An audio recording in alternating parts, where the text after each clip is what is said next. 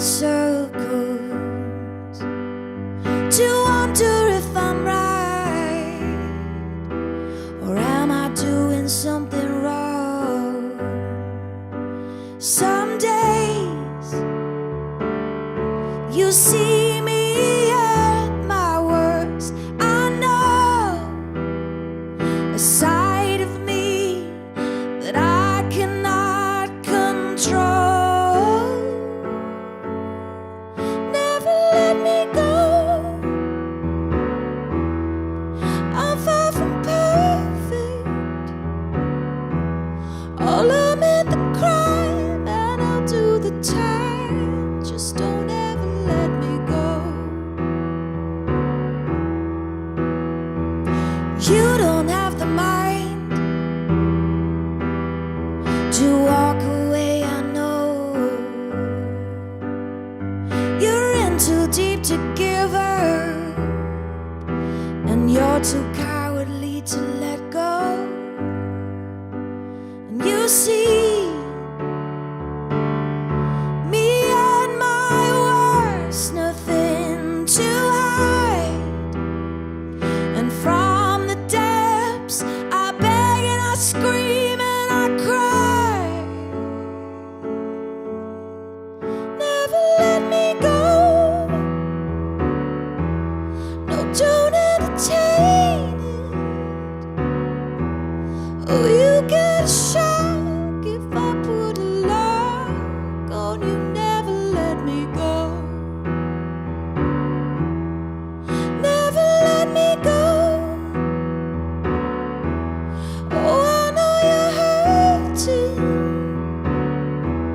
'cause I stole your pride, but the tide is high, so you won't ever let me go. Never let me go. Never let me go. Never let me go. Never let me go. Never let me go. Never let me go. Never let me go. Never let me go.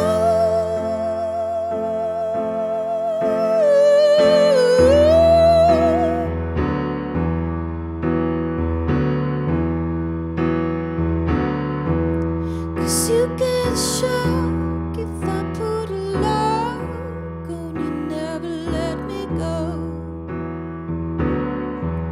Oh, you get shocked if I put a lock on you. Never let me go. No.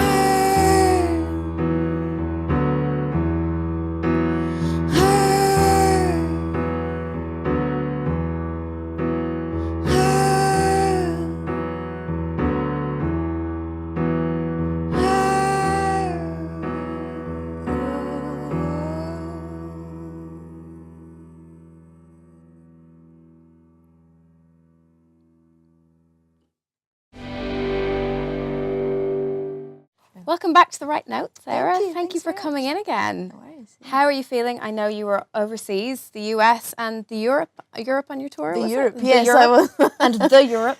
Yeah, I feel pretty good actually. Yeah, surprisingly so. Yeah, but I was away for a few weeks and then got back and quickly rehearsed with my band, and then we started my tour. You're touring with the group this time, because I know the last tour Yeah. was your solo tour. I remember when you came in and spoke to us last time, you were talking Yeah, about that's that. right. Yeah, so that was about a year ago.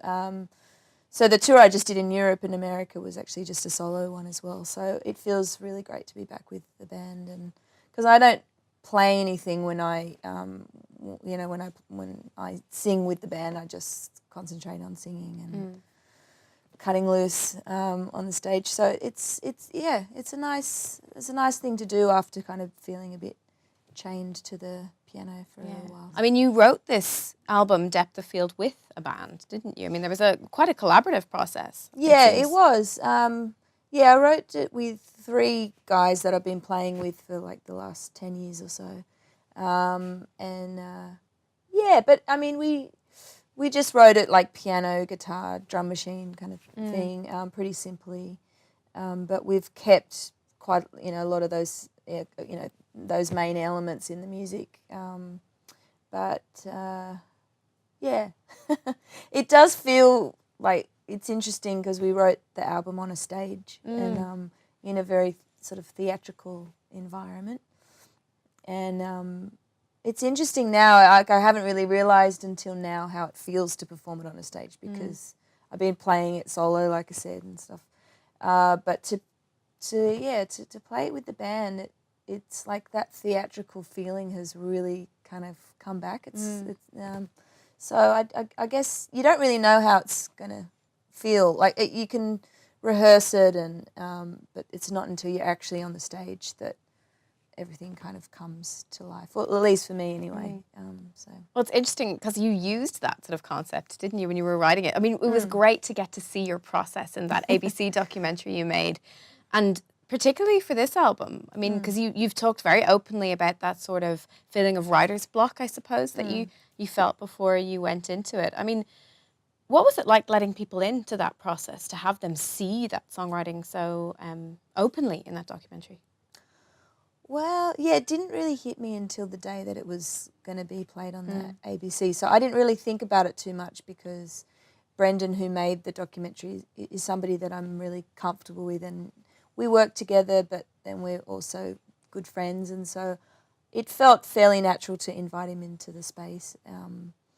But then when it was actually, well, sort of towards the end of the editing process, when he wanted me to watch it, and I just got to a point where I was like, I can't actually watch this anymore. I have to pull out of this whole process. And but then the night that it was aired, I found it really hard. Also, I didn't watch it. I went to bed really.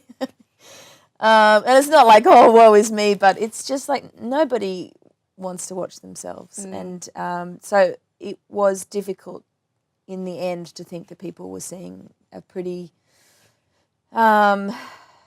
If a lot of it's fairly warts and all, but it's interesting because I became part of the process somewhere along the line, and I wanted to tell my own story within the fact that it was his story, because I realised as he started editing it that it was his version of my life, and I realised I wasn't really that comfortable with that, and not because I felt ashamed of my life, but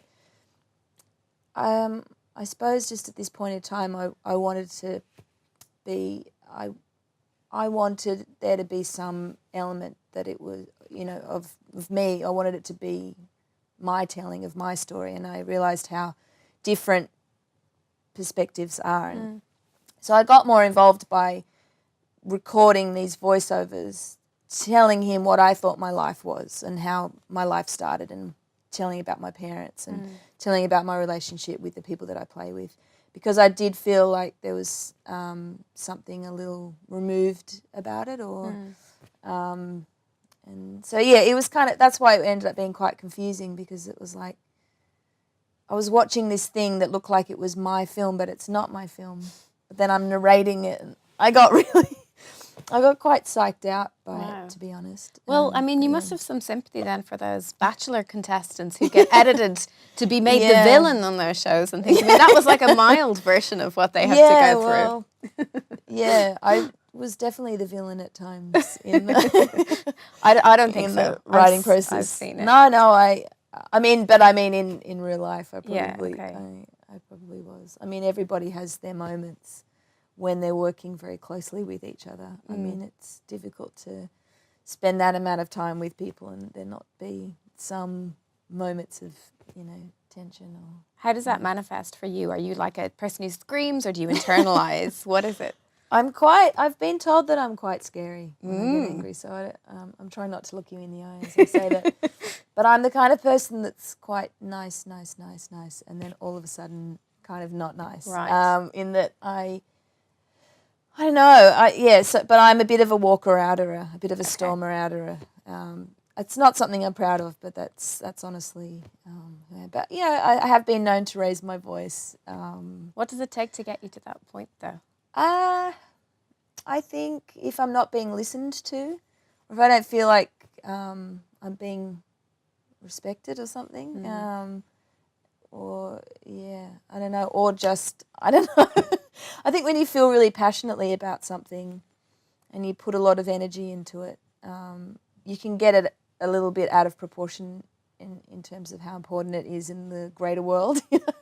And so sometimes it's just that tension of being day in, day out working on something, and you lose a bit of perspective. And so that's sometimes when I lose the plot. Well, I mean, this might be a little bit left of centre, but I'm just thinking of you as a woman, creative, having to push across your vision and your idea.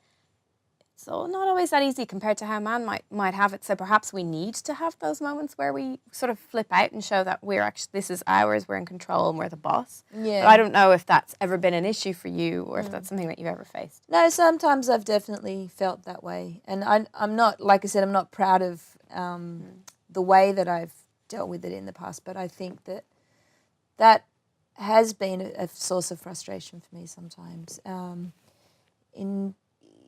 Just feeling like people are trying to take things out of my hands, or they assume maybe that I don't know what I'm doing, and so maybe sometimes you do overreact because it comes from a place of of insecurity, or a place of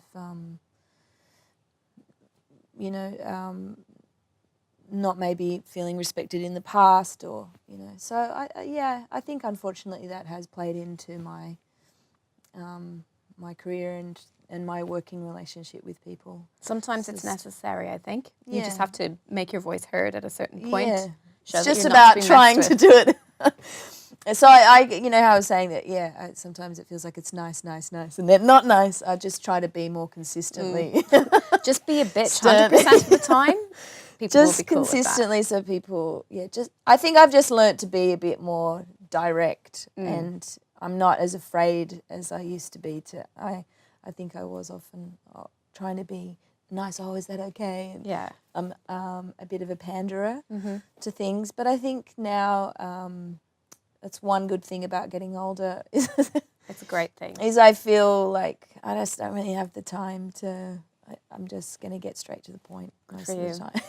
No, that's great to see. I think as well, like since you've put this record out and you've been talking about it, and even through the documentary, there's a real sort of frankness to you at the moment. I don't know if that's something as well that's come recently, but even how open you've been talking about sort of what led to the creation of this music, because I know it came out of a sort of a tough time. You spoke before about how you broke with some people on your team, that they left you before you created this, and I think that that's sort of a mark of maybe where you're at, it seems, with your headspace and things like that. I mean, would you agree? Do you feel like you're more open? Yeah, I do. I mean, I'm a pretty shy person, so generally, so I do find talking about things generally quite hard. But I do. I mean, someone was saying that to me the other day at the show, and I really felt that it does feel that way. I have lost a lot of my. I mean, I don't think I ever felt very inhibited with performance, but I guess maybe more in inviting people into what I'm doing or communicating with people potentially. But it's very hard to assess these things, with any kind of objectivity when you're talking about yourself. But I like to think that I'm more open, but sometimes, I long to be the more closed person that I used to be, because sometimes that's you're not sort of opening yourself up to scrutiny as much, or I can understand why people do that, or why I have done that, but I don't know. I'm sure that part of you is still there, that you could access it should you wish to or need to, maybe for the next record. I guess, if there'll be another one, you never know. I'm sure there will. Look, I thought as well it was great to see that process of you sort of coming out of that. I mean, would you say it was a writer's block as such, or how would you describe it? No, I don't think so. I think it was like a life block. Yeah, I hadn't actually tried to write at all. Okay. I didn't want to write. I didn't want to know about music. I was very disillusioned with anything to do with the music industry or the kind of the workings of the music world. I actually just thought I don't want to have anything more to do with this, which is a very heavy thing to say to you in an interview, but it's just how I felt. I felt like I was wanting to look for something new, or I don't know. I just felt like I couldn't really see a way forward. I just didn't, I don't know what it was. But yeah, so I just think that the Artist in Residence came at a really good time, and I think, part of why it was such a fruitful time was just that I was surrounded by people who I've made music with for a long time, and I have a really strong relationship with them that goes beyond the making of music, and I feel that we genuinely love each other and care about each other, and I know where we're all coming from, and we've all kind of gotten older together, and that was, I couldn't have done it without them, and working together and laughing and being, we're idiots together, as you probably saw in that's part in of the fun, I'm documentary. sure. Yeah, But then, so that artist residence in Campbelltown Arts Centre, wasn't it? Yeah. If that hadn't come along, we might not be here talking about your album. Do you think? Well, I probably would have found a way, but yeah, I do think it was meant to be. It was. I don't necessarily. No, actually, no. I do believe in those kind of things. I do believe in things happening at the right time, and that was definitely one of those situations, I think, in my life where I felt like, it was just a really encouraging. It was really just getting me back to why I do what I do, and it's very, very important for anybody in whatever you do, I think, to come back to why, and just remembering when you fell in love with what you do. I feel emotional talking about it. But yeah, and so I think that it really got me back in touch with that, that kind of feeling of just the magic of making music. So that's great. I'm glad you did, because Depth of Field is one of my favourite records that was released this year, and I return to it a lot. Really strong pop tunes, I think, and I'd like to see it get the recognition I think you deserve it to. I wondered, because we spoke a little bit around the time that you released it, and I remember you talked about, some of the songs are personal, but some of them are also about you looking at relationships around you and being inspired by that. But since it's been released, I think, reviewers and things interpret things differently. And I wondered, what's it been like for you seeing that? And have you seen some sort of weird and interesting interpretations? I've seen some pretty weird ones, yeah. The Guardian review was was really interesting, but cool, very... but I kind of don't care in a way. I like people interpreting things how they want to. I think the only time it bothers you is if you feel like someone hasn't got it, or or they've misinterpreted something that really matters to you. But generally, it's been kind of interesting, and quite a few I feel that have understood what it is. But I think for me, the album is generally about the kind of what lies beneath the surface of people, because I think that my own experience was, at the time of writing it, was, my identity felt fairly blown apart. I didn't really know who I was, or the things, I thought about myself, or thought that I knew about myself, had definitely come into question. And I felt very adrift. And so I guess that's why I became fascinated in the identities of people in general, because once you sort of thinking about that for yourself, you can't help but look at the world around you in that way. And I became really interested in, people, how they who they think they are, and how the actual sort of reality of how they come across is very different. You know, people might think they're very relaxed and kind of chilled, and then they're actually really, really stressy kind of people. And, you know, people think that they've got this great family life, and but behind closed doors it's a mess. And, you know, because, you know, people are always so surprised when marriages or relationships kind of break up, because there's just this, you know. There's a public facade, isn't there? And then there's the, as you and say, then the there's behind the other- closed doors. Yeah, so I don't know, I found it really, I got really intrigued by that. And so I did want to write from other people's perspectives, you know, from stories that I'd heard, or just concoctions of my own mind, you know, seeing the different sides in relationship, you know, the people that sort of like the hurtful, dramatic ones in a relationship, and then the people that kind of that sort of foster that. And there's just so many sides to human relationships, and so many sides to people, that it's like an endless It is an endless source examination, of, isn't it? yeah, inspiration. What did you feel like you'd lost of yourself? What was it of your identity that you felt you'd lost? I guess the sort of carefree, sort of hopeful side of myself. I felt very bogged down by the sort of everyday nature of life, you know. I think when you're, you know, I'd come from feeling very solo and untethered to things, and that in itself can cause a lot of unhappiness, and but then to find yourself very like tethered to a place, and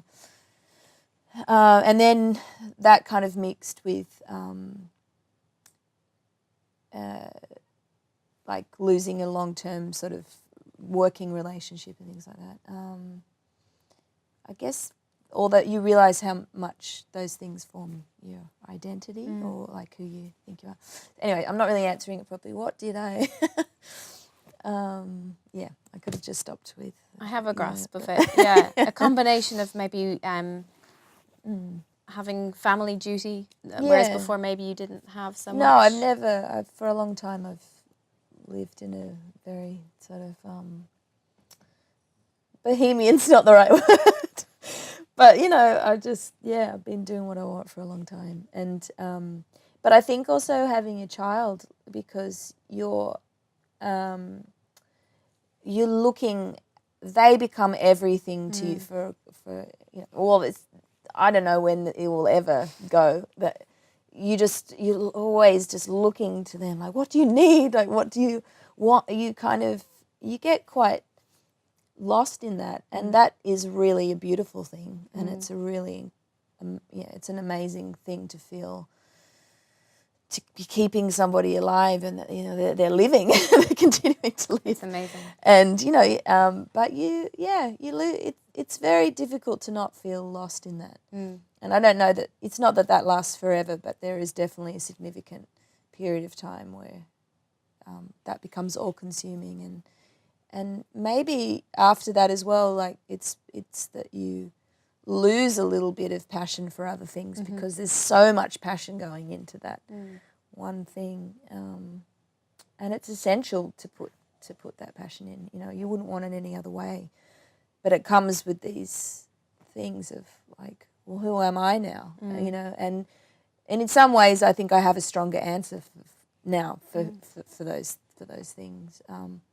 But then it is a grieving process, because there's a lot that it's difficult to explain, but there is a lot that you lose. You're not the same person. But then I can say that about a lot of other big situations in my life, like losing my mum, or you know, or you move to another country.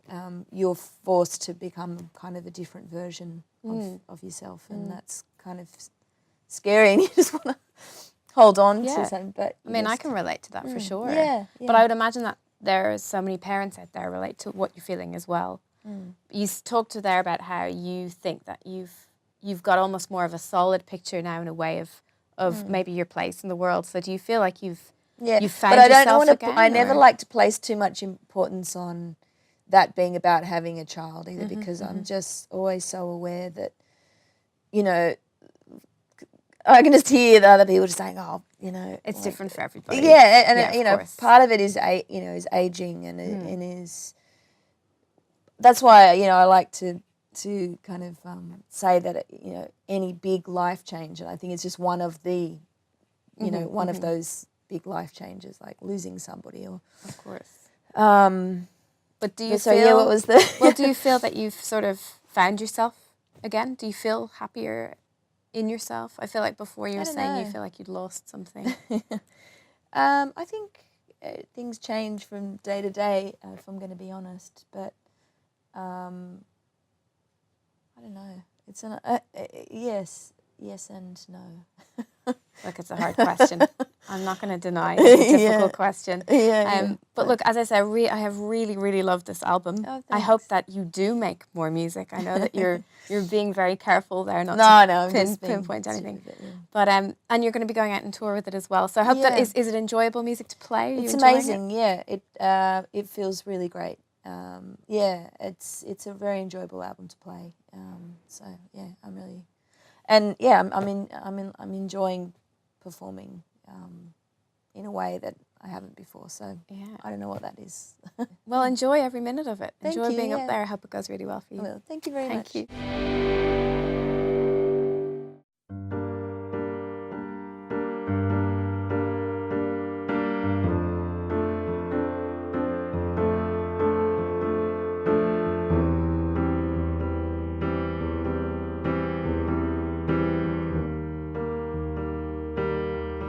And so I turn the pages over. I'm 1 year older and wiser, but desperate to believe you meant no wrong when you walked out of here. You stole my memories from my family. It knocked me off my feet. I took a shot right. I took a shot right to the heart. Your lack of sympathy, it got the best of me, and no one could relieve it.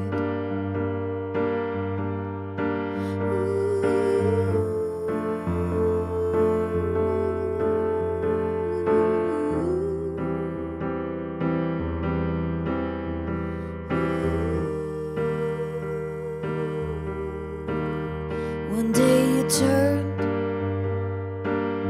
and betrayed my confidence. Oh, there is no evidence of the nights we spent talking till all hours. I was naive to put my trust in you, when I guess I always knew from what I'd observed you'd one day cut me loose. I took a shot right. I took a shot right to the heart. Your lack of sympathy, it got the best of me, and no one could relieve it. And there goes my baby. He grows so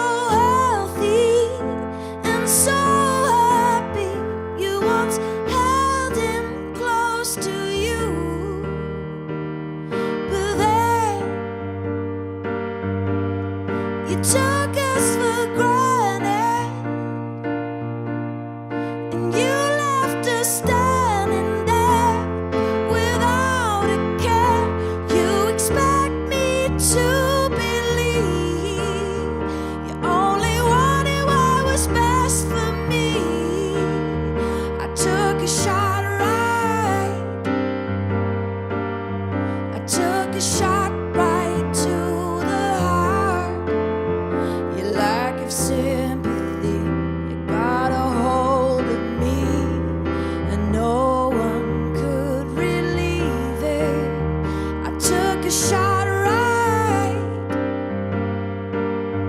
I took a shot right to the heart. Your lack of sympathy, you got the best of me.